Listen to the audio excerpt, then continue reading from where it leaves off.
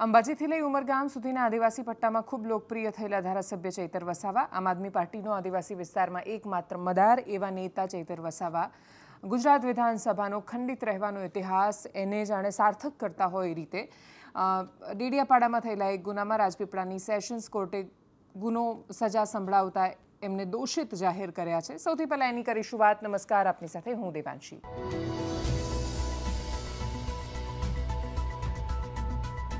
ચૈતર વસાવા ધારાસભ્ય નહીં રહી શકે। હવે એમની પાસે શું સુવિધાઓ બચી છે એના વિશે તો લીગલ એક્સપર્ટ જણાવી શકે, પણ કાયદાની જે પ્રાથમિક સમજ છે એ પ્રકારે લોકપ્રતિનિધિઓનો ધારો જે કાયદો છે 1952નો એ પ્રમાણે એની કલમ પ્રમાણે હવે ચૈતર વસાવા પાસે એવી સંભાવના શેષ બચી નથી, કેમ કે એમને 7 વર્ષની સજાનું એલાન થયું છે। સૌથી પહેલાં કેસ મુદ્દો સમજીએ ને એના પછી એના પર થઈ રહેલા વાદ વિવાદ, ચર્ચા, નેતાઓએ શું કહ્યું વગેરે વિશે સમજીશું। નર્મદા જિલ્લાનું ડેડિયાપાડા આમ આદમી પાર્ટીના ધારાસભ્ય ચૈતર વસાવા વન વિભાગના કર્મચારીઓને પોતાના ઘરે બોલાવીને મારપીટ કરવાનો, ધમકાવવાનો ને હવામાં ફાયરિંગ કરવાનો આખો મામલો હતો। 23 જૂન 2026 એટલે કે આજના દિવસે રાજપીપળાની સેશન્સ કોર્ટે ચૈતર વસાવા, એમના પત્ની શકુંતલાબેન સહિત કુલ 9 આરોપીઓ છે જેમને દોષિત જાહેર કર્યા છે। ડેડિયાપાડા પંથકમાં વન વિભાગની જમીન હતી, સ્થાનિક ખેડૂતોએ ત્યાં ખેતી કરી હતી। હવે એ જમીન વન વિભાગે ભાડાપટ્ટે આપી હતી કે નહોતી એ વિષય આખો અલગ છે, વિવાદનો વિષય છે, પણ એમાં વન વિભાગના કર્મચારીઓ ગયા, એમણે કહ્યું કે તમે ખેડાણ ગેરકાયદેસર કરેલું છે ને એમણે બધો પાક ખરાબ કરી નાખ્યો। તો આ મુદ્દે ચર્ચા કરવા માટે, સમાધાન કરવા માટે એટલે લોકો પોતાના ધારાસભ્ય પાસે ગયા કે ફોરેસ્ટવાળાએ આ કહ્યું, જો તમે આદિવાસી એરિયામાં હશો અથવા જંગલવાળા વિસ્તારમાં હશો તો કદાચ તમે આ સમજી શકશો કે વન વિભાગ અને સામાન્ય માણસો વચ્ચે સંઘર્ષ હંમેશા ચાલે છે। આદિવાસીઓ અને ફોરેસ્ટ ડિપાર્ટમેન્ટ વચ્ચે પણ એ પ્રકારનો સંઘર્ષ ચાલતો હોય છે કે અહીંયા ખેતી નહોતી કરવાની ને જંગલની જમીન પર કરી નાખી। લોકો ધારાસભ્ય પાસે ગયા, રજૂઆત કરી, એમણે વન કર્મચારીઓ સાથે મારપીટ કરવાનો આરોપ હતો અને ખેડૂતને ભાઈ તું પૈસા આપી દે, આટલું નુકસાન કર્યું છે એમ કરીને જબરદસ્તીથી ખંડણી લીધી, એ પ્રકારનો આરોપ હતો જે હવે સાબિત થઈને એ દોષિત સાબિત થઈ ગયા છે। વન કર્મચારીઓને ડરાવવા અને જાનથી મારી નાખવાની ધમકી આપી ચૈતર વસાવાએ હવામાં એક રાઉન્ડ ફાયરિંગ પણ કર્યું હતું। આ બધા તથ્યોના આધાર પર ડેડિયાપાડા પોલીસ સ્ટેશનમાં એ વન કર્મચારીએ ગુનો નોંધાવ્યો હતો અને જેમાં ગંભીર કલમો લગાવવામાં આવી હતી। સરકારી કર્મચારીની ફરજમાં રૂકાવટ, રાયોટિંગ, જાનથી મારી નાખવાની ધમકી, ખંડણી માંગવી અને આર્મ્સ એક્ટ। નર્મદા જિલ્લાની રાજપીપળા સેશન્સ કોર્ટે તમામ સાક્ષીઓ અને પુરાવાના આધાર પર ચૈતર વસાવા, એમના પત્ની શકુંતલા વસાવા સહિત 9 આરોપીઓને આ કેસમાં દોષિત ઠેરવ્યા છે અને 3 થી 10 વર્ષ સુધીની સજાની જોગવાઈ છે, એની અંદર એમને હવે 7 વર્ષની સજાનું એલાન થયું છે। હવે આના આધાર પર ચૈતર વસાવાનું ધારાસભ્ય પદ રદ કેમ થશે એ પણ સમજીએ। લોકપ્રતિનિધિત્વ અધિનિયમ 1951 કલમ 8(3) એની જોગવાઈ છે, કોઈ પણ ગુનામાં 2 વર્ષ કે વધુની સજા થાય જેલની એટલે ધારાસભ્ય પદ તાત્કાલિક રીતે જતું રહે। આ કિસ્સામાં એમને 7 વર્ષની સજા થઈ છે, મહત્તમ 10 વર્ષની હોય છે। ઓછામાં ઓછી સજા થાત તો પણ એ 3 વર્ષની હોત। જેલની સજા પૂરી થાય એટલે તમે એના પછી આગામી 6 વર્ષ સુધી બીજી ચૂંટણી પણ નથી લડી શકતા અને એ હિસાબથી ટોટલ ગણવા જઈએ આ સજાના હિસાબથી તો 13 વર્ષ સુધી ચૈતર વસાવા ચૂંટણી ન લડી શકે। ચૈતર વસાવાનો ગુનો એમાં 2 વર્ષ કરતાં તો વધારે સજાની જોગવાઈ છે જ। 2013 પહેલાં હાઈકોર્ટમાં અપીલ કરવા માટે 3 મહિનાનો સમય મળતો હતો કે એવું થાય કે તમને સજા પડે સેશન્સ કોર્ટમાં, એના પછી 3 મહિના સુધી તમારું ધારાસભ્ય પદ રદ ન થાય, તમારે 3 મહિનામાં હાઈકોર્ટમાં જવાનું, સ્ટે લઈ આવવાનો, જો લઈ આવો તો તમે સફળ। પણ એના પછી Lily Thomas versus union of ઇન્ડિયાનો કેસ, એનો ચુકાદો આવ્યો 2013માં અને એના પછી એવું કહેવાયું કે હાઈકોર્ટ સ્ટે આપે ને એના ચુકાદા પછી તમે રિટ્રાઈવ કરો તમારું ધારાસભ્યનું પદ એ અલગ વિષય છે, બાકી તમે જેવો આ પ્રકારનો કોઈ પણ ચુકાદો આવે ને દોષિત ઠરો એટલે તાત્કાલિક અસરથી તમારું ધારાસભ્ય પદ જતું રહે। જો ચૈતર વસાવા હાઈકોર્ટમાં જઈને સજા પર સ્ટે લઈ આવશે આગળ જતા, એ આ સજા જ રદ કરાવીને સજા પર સ્ટે લઈ આવે છે, એમનો જે ચુકાદો છે એના પર, તો એમને ધારાસભ્ય પદ પાછું મળશે અને એટલે ચુકાદો હાથમાં આવતાની સાથે થોડા જ સમયમાં ગુજરાત વિધાનસભાના અધ્યક્ષ એમને ગેરલાયક ઠેરવે એવી સંભાવનાઓ છે। 2019માં આ પ્રકારે થયું હતું। ધારાસભ્ય ભગા બારડ, ગેરકાયદેસર માઇનિંગનો કેસ હતો, આરોપ હતો કે ગૌચરની જમીન પર એમણે ખનીજ ચોરી કરી છે, માઇનિંગ કરીને કરોડો રૂપિયાનું જમીન કાઢી લીધું છે। 2 વર્ષ 9 મહિનાની સજા થઈ, સજા જેવી સંભળાવવામાં આવી 4થા દિવસે એ વખતે વિધાનસભાના અધ્યક્ષ રાજેન્દ્ર ત્રિવેદી હતા, એમણે એમને તાત્કાલિક અસરથી હટાવી દીધા, ગેરલાયક ઠેરવ્યા। પછી ભગા બારડ હાઈકોર્ટમાં ગયા, સ્ટે લઈને આવ્યા અને માર્ચમાં જે એમનું ધારાસભ્ય પદ રદ થયું હતું એ એમને નવેમ્બર 2019માં ફરીથી મળ્યું। આ બધાની વચ્ચે પણ એક મોટો જોલ છે એ વિશે સમજીશું. એના સિવાય એક કેસ કે જેને અપવાદરૂપ કિસ્સાની જેમ લોકો જુએ છે કે ભાઈ એમ તો રાહુલ ગાંધીને કાઢી મૂક્યા હતા, રાહુલ ગાંધીને પણ એમને સાંસદ સભ્ય પદથી હટાવ્યા હતા, તો છતાં એ સાંસદ રહ્યા સંસદ સભ્ય પદથી હટાવ્યા પછી પણ. એ આખો કેસ બહુ જ અલગ હતો. એક તો સૌથી પહેલાં ડિફેમેશનનો કેસ હતો. સુરતની સેશન્સ કોર્ટે જે ચુકાદો આપ્યો એમાં એમને મહત્તમ સજા આપી. એટલે કોઈ પણ ગુનામાં જ્યારે તમે કોઈને પણ મહત્તમ મેક્સિમમ જે સજાનું પ્રાવધાન છે, જોગવાઈ છે, એ પ્રકારે સજા આપો તો કોર્ટે એ જસ્ટિફાઈ કરવું પડે કે આ એટલો મોટો અપરાધ છે, આનાથી આટલું થયું છે, આટલી મોટી હાનિ થઈ છે, આ ક્ષતિ છે ને એટલા માટે અમે એમને મેક્સિમમ સજા આપી રહ્યા છીએ.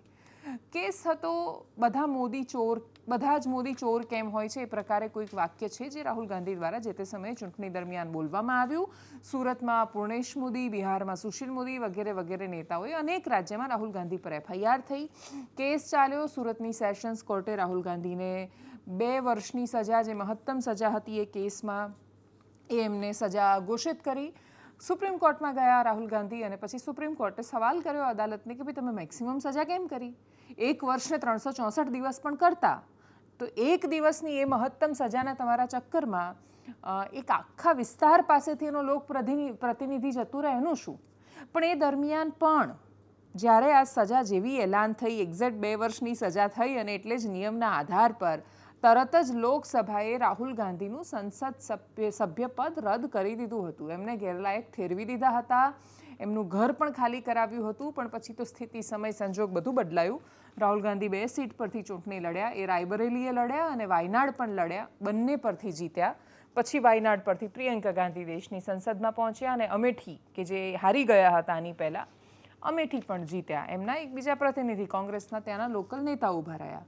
અને એટલે એ રીતે સમયનું ચિત્ર બદલાયું. એટલે રાહુલ ગાંધીનો કેસ અપવાદ છે, પણ બાકી એ સિવાય જયલલિતા, લાલુ યાદવ અને બાકીના કોઈ પણ કેસ જોઈ લો, ફરક બહુ વિશેષ પડતો નથી. અને એટલે જ હાઈકોર્ટ સ્ટે આપે તો વિષય અલગ છે. બાકી એની પહેલાં ધારાસભ્ય ચૈતર વસાવાનું હાલની જે માહિતી છે એ જોતાં ધારાસભ્ય પદ જવું નિશ્ચિત છે.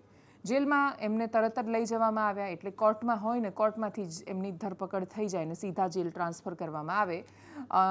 આ પ્રક્રિયા દરમિયાન જ સીધી અરજી કરી હતી કે ભાઈ નર્મદા જિલ્લાની એક પણ જેલમાં એમને નહીં રાખવામાં આવે. એટલે જે 9 દોષિત છે એમને નર્મદામાં તો રાખવામાં નહીં આવે. એટલે ડેડિયાપાડાની જેલમાં રહે એવી સંભાવનાઓ છે નહીં. રાજપીપળા જેલ લઈ ગયા છે ને એના પછી જેલ ટ્રાન્સફરની અરજી મંજૂર થાય ને વડોદરા સેન્ટ્રલ જેલમાં લઈને આવે તો ખબર નહીં. પણ બાકી આખો આ લાંબુ પ્રક્રિયા અને સમય છે. એ બધાની વચ્ચે રાજકીય આરોપ લાગે વોશિંગ મશીનના. એ આરોપ હવામાં નથી હોતા. એ પણ તમે ભૂતકાળના ઉદાહરણ સાથે તમારે સમજવા પડે. પ્રશ્ન એ થઈ રહ્યો છે કે શું હવે આ વોશિંગ મશીનમાં વોશિંગ પાવડર ભાજપા, એમાં નાવાનો વારો ચૈતર વસાવાનો આવ્યો છે? ગુજરાત હોય કે દેશ, વિપક્ષી નેતાઓ જેલમાં જાય પછી ભાજપમાં શું કામ જાય છે? આ પ્રશ્ન ઊભો થાય છે વારંવાર. જેના પર ગંભીર ગુનાનો આરોપ હોય એ જ્યારે પાર્ટી બદલે ને પછી શુદ્ધ થઈને બહાર આવે, એ પ્રક્રિયાને ભારતીય જનતા પાર્ટીની વોશિંગ મશીન ઇફેક્ટ કહેવાય છે. પોલિટિકલ સાયન્સમાં કદાચ આવનારા સમયમાં આ પ્રશ્ન પૂછાઈ શકે. ઇન્ડિયન એક્સપ્રેસે 2024માં એક રિપોર્ટ કર્યો હતો, એક રિસર્ચ હતું એમનું, અને એમાં એમણે દાવો કર્યો કે 2014થી વિપક્ષના એવા 25 મોટા નેતાઓના ઉદાહરણ આપ્યા કે જેમના પર બહુ જ ગંભીર આરોપ લાગ્યા હોય, ખૂબ મોટા આરોપો. એ ગંભીર ગુનામાં ફસાય અને પછી એ જેલમાં જાય અને પછી એ ભાજપમાં જાય અને એ 25માંથી 23 નેતાઓ હવે જેવા ભાજપમાં ગયા એમના પરના કેસ ઓલમોસ્ટ પૂરા થઈ ગયા. ડાઘ મુક્ત, ચોખ્ખા થઈ ગયા નેતાઓ. ગુજરાતમાં વર્ષ 2018માં ગુજરાતનો આ કિસ્સો પણ બહુ રસપ્રદ છે. થોડો લીગલી અલગ છે પણ છતાંય બહુ મહત્વનો છે. 2018માં સુજલામ સુફલામ કેનાલમાં ભ્રષ્ટાચારનો આરોપ અને એમાં કટકી કરવાનો આરોપ એ વખતે ધ્રાંગધ્રાના કોંગ્રેસમાંથી ચૂંટાયેલા ધારાસભ્ય પરસોત્તમ સાબરિયા પર લાગ્યો. 35 લાખ રૂપિયાની લાંચ લેવાનો આરોપ હતો. આરોપ ગંભીર હતો. પરસોત્તમ સાબરિયાની ધરપકડ થઈ, 3 થી 4 મહિના જેલમાં રહ્યા. 2018માં અરેસ્ટ થયા હતા, 2019 સુધી ઓલમોસ્ટ જેલમાં હતા.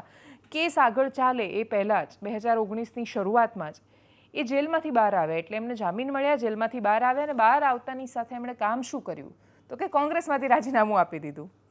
અને એ વખતે મને બહુ સારી રીતે યાદ છે કે એ ડિબેટ જ્યારે થઈ ત્યારે બધાએ બહુ માછલા ધોયા હતા કે કોંગ્રેસના નેતા જ કટકી કરે છે. જુઓ, અને તમે આયરની જુઓ, આ જ પરસોત્તમ સાબરિયા આખી આ બધી ઘટનાઓ થઈ એના થોડા દિવસ પહેલાં એ ધ્રાંગધ્રા જેવા વિસ્તારના પ્રતિનિધિ, પાણીની ખેંચ જોઈ છે સુરેન્દ્રનગરે, સુજલામ સુફલામ કેનાલનું મહત્વ એમને ખબર છે. એ બૂમો પાડતા હોય ટીવીમાં કે ભાજપ પણ આવું કરે છે, સરકાર પાણી નથી આપતી, કેનાલમાં ભ્રષ્ટાચાર છે ને વગેરે વગેરે લાંબી યાદી હોય. એના પછી એ જ્યારે જેલમાં ગયા ત્યારે ભારતીય જનતા પાર્ટીના નેતાઓએ ટીવી ડિબેટમાં આવીને બૂમો પાડી કે આ તો કોંગ્રેસીઓ છે ને કરપ્ટ છે ને ચોર છે ને આવા છે ને તેવા છે ને બહુ ચર્ચાઓ થઈ. પરસોત્તમ સાબરિયા પર બહુ જ બધા પ્રશ્નો થયા. 4 મહિના પછી એ નેતા જેલમાં જઈને એવું શું આત્મા જાગ્યો કે બહાર આવ્યા, કોંગ્રેસમાંથી રિઝાઇન કર્યું.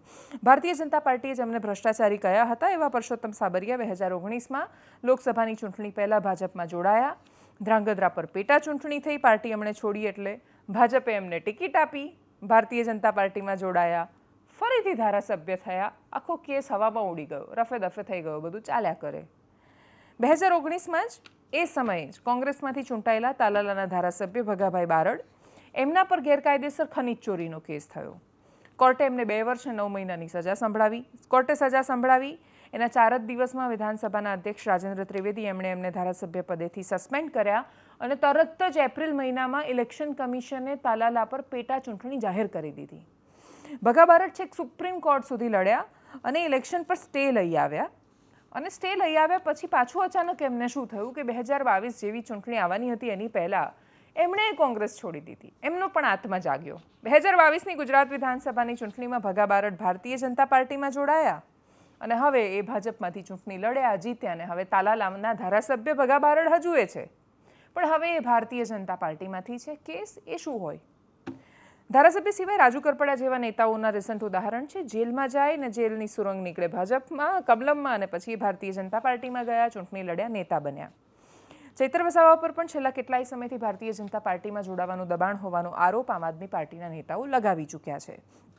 પહેલાના જમાનામાં જેમ રાજાના કિલ્લાઓમાંથી સુરંગ ગુપ્ત જગ્યાએ નીકળતી એમ હવે ગુજરાતની જેલોની સુરંગ કમલમમાં કેમ નીકળે છે એના પર ખૂબ બધા પ્રશ્નો થતા આવ્યા છે. આ વિષય પર સ્વાભાવિક રીતે બહુ બધી પ્રતિક્રિયાઓ આવવાની હતી. ચૈતર વસાવાનો આ પ્રકારનો એટલે ચૈતર વસાવાનો ઇતિહાસ પણ બહુ સામાન્ય નથી, એટલે એમણે કશું જ ન કર્યું ને હવામાંથી કેસ આવ્યો એ પ્રકારની સ્થિતિ પણ નથી. ભગા બારડે કશું જ નહોતું કર્યું ને હવામાંથી કેસ આવ્યો એ સ્થિતિ નથી. પુરુષોત્તમ સાબરિયાએ પણ કશું નહોતું કર્યું ને હવામાંથી કેસ નહોતો આવ્યો.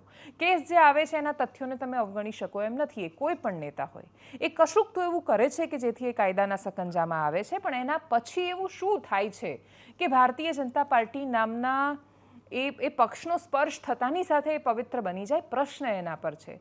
પ્રશ્ન ચૈતર વસાવાના નિર્દોષ હોવા પર છે જ નહીં. એમને કોર્ટે દોષિત જાહેર કર્યા છે અને કોર્ટ દોષિત જાહેર કરે એના પછી જે પ્રક્રિયા આગળ થવાની છે બહુ જ સ્વાભાવિક પ્રક્રિયા છે. સવાલ માત્ર એટલો છે કે શું એમનું ભવિષ્ય પણ ભૂતકાળમાં જે નેતાઓ હતા એવું જ છે? અત્યારે આસામના જે મુખ્યમંત્રી છે ને અત્યારે જેમણે પોતાની આખી છબી હિન્દુત્વના સૌથી મોટા ચહેરા તરીકે બનાવી છે એવા હિમંતા બિસ્વા શર્મા પર શારદા ચીટફંડનો બહુ મોટો આરોપ હતો, કૌભાંડનો. અને હિમંતા પર એટલા બધા આરોપો લાગ્યા હતા. બહુ જ મોટું ઉદાહરણ અજીત પવારનું છે કે જે અજીત પવારના મૃત્યુ પર આટલા બધા લોકો ભારતીય જનતા પાર્ટીના જે ગુણગાન કરતા હતા એ લોકો એમને સૌથી મોટા કરપ્ટ કહેતા હતા. એટલે ભારતીય જનતા પાર્ટીના દિગ્ગજ નેતાઓએ પણ અજીત પવાર કેટલા કરપ્ટ છે એના પર બહુ જ મોટી ગાથાઓ લખી દીધી હતી, બોલી દીધી હતી, કહી દીધી હતી. પણ પછી જેવા એ વોશિંગ મશીનમાં આવે અને પછી અચાનક શુદ્ધ પવિત્ર થઈ જાય એટલે એમનું આદર્શ કૌભાંડ કે પેલા એમનું શારદા ચીટ કૌભાંડ એવા અસંખ્ય કૌભાંડો દિગ્ગજ નેતાઓના દેશના. અહીંયા નાના 35 લાખના ને 2.5 કરોડના ને 4 કરોડના એવા કૌભાંડ. પ્રશ્ન માત્ર કૌભાંડનો નથી, આ પ્રશ્ન ગંભીર છે. વન કર્મચારીને મારવાનો છે. કેસમાં કાયદાકીય રીતે આગળ શું થાય છે એના પર ધ્યાન રહેશે. હાઈકોર્ટમાં શું દલીલો કરવામાં આવે છે, એ સ્ટે મેળવી શકે છે કે કેમ, ધારાસભ્ય ટકશે કે કેમ એ ખબર નથી. પ્રતિક્રિયાઓ બહુ બધી આવી છે. વલસાડના સાંસદ ધવલ પટેલ એમણે કહ્યું છે કે એમ પણ ચૈતર વસાવાનો તો ગુનાહિત ઇતિહાસ જ છે એટલે જે થયું એ બહુ જ અપેક્ષિત હતું. તો ત્યાંથી જ વાંસદાના ધારાસભ્ય અનંત પટેલ જે કોંગ્રેસના નેતા છે એમણે ચૈતર વસાવાને સમર્થન આપ્યું છે. ગોપાલ ઇટાલિયા, ઈસુદાન ગઢવી, અરવિંદ કેજરીવાલ દિલ્હીના પૂર્વ મુખ્યમંત્રી એમણે આરોપ લગાવ્યો છે ભારતીય જનતા પાર્ટી પર ને કહ્યું કે આદિવાસીઓનો અવાજ ઉપાડતા હતા અને ભાજપવાળા બોલાવતા હતા પણ જતા નહોતા, ભાજપમાં જોડાતા નહોતા, એટલે એમની સાથે આ થયું. બધી પ્રતિક્રિયાઓ સાંભળીએ એકદમ સંક્ષિપ્તમાં. પણ આ પહેલો ગુનો ચૈતર વસાવાનો નથી. ચૈતર વસાવે આવા 19 જેટલા ગંભીર ગુનાઓ એમણે આચર્યા હતા. આમ આદમી પાર્ટીમાં આવા પહેલા પણ આ રીતના ગુનાઓ એમણે આચર્યા હતા. ચાહે રાઇટિંગ હોય, મારામારી હોય, ખંડણી હોય કે હુમલો, એવા અનેક ગુનાઓ ચૈતર વસાવે એમણે આચર્યા છે એ બતાવે છે કે એમની મેન્ટાલિટી જ પૂરેપૂરી ગુનાહિત કૃત્ય કરવાની છે. અને આ જે આચરણ એમણે કર્યું છે, વનકર્મીને ઘરે બોલાવીને હુમલો કર્યો છે, એમની પ્રેરણા કે દુષ્પ્રેરણા એમના જ પાર્ટીના આકા અરવિંદ કેજરીવાલમાંથી એમને મળી છે. કારણ કે અરવિંદ કેજરીવાલ પણ જ્યારે દિલ્હીના મુખ્યમંત્રી હતા ત્યારે એમણે દિલ્હીના મુખ્ય સચિવને ઘરમાં બોલાવીને ઢોર માર માર્યો હતો. એ જ રીતના ચૈતર વસાવાએ પણ આ ગુનાને અંજામ 2023 એમના घरे આપ્યો છે. जब ईडी पार्टी उनका कुछ नहीं बिगाड़ पाई और उनकी लोकप्रियता को कुछ नहीं कर पाई, तो आज उन्होंने ईडी पार्टी ने पिछले कुछ महीनों में षड्यंत्र रच के और इनके ऊपर झूठा केस करके इनको 7 साल की जेल की सजा सुना दी। ईडी पार्टी को पता था वो इस इलाके से जब तक चैतर वसावा हैं वो ईडी पार्टी का एमएलए नहीं जिता सकते वहां से, तो उन्होंने ये षड्यंत्र रचा कि उनको 7 साल की सजा सुना दो और इस तरह से वो उनको चैतर वसावा को यहाँ से एमएलए से हटाना चाहती है। लेकिन मैं आज ईडी पार्टी को बताना चाहता हूँ कि गुजरात के लोगों में इसको लेके इतना ज्यादा रोष है कि जनता इसका जवाब देगी। તમે જુઓ કે કેટલા કેસો છે જેમાં તાત્કાલિક સજા થઈ હોય, જ્યારે સમાજના મુદ્દા ઉઠાવે છે ચેતરભાઈ વસાવા, એટલે ભાજપને ગમતું નથી, ભાજપના નેતાઓને ગમતું નથી, કારણ કે આદિવાસી સમાજનો તો અવાજ બની શકતા નથી, સરકાર એમની છે. અને ચેતરભાઈ વસાવાને લોભ લાલચ પણ આપી કે આવી જાઓ ભાજપમાં, નહીં તો આમ કરી નાખીશું તેમ કરીશું. આ પહેલા પણ કેટલાક બેક ઓપરેશન એમના સફળ પણ ગયા કે ખોટા કેસો હોય કે સજા પડવાની હોય, તમને સજા પડી જશે નહીં તો.